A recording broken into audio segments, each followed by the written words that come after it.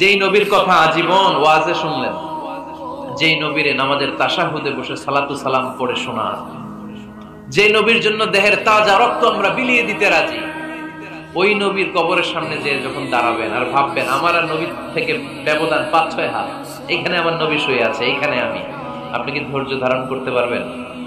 কথা বলেন, নিজেকে সামলে রাখতে পারবেন?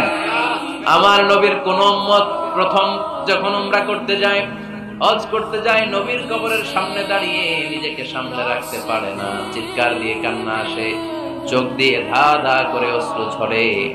যেই নবীর ভালোবাসা আমার হৃদয়ের মধ্যে, ওখানে আমার নবী নাকি শোয়া আছে, এই জায়গায় আমার নবী শোয়া।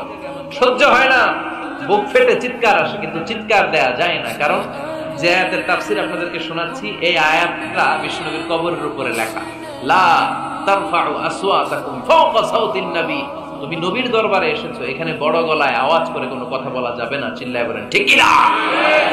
এই আয়াতটা আজও লেখা নবীর কবরের উপরে, লা তারফাউ আসওয়াতাকুম ফাওকা সাউতিন নবী।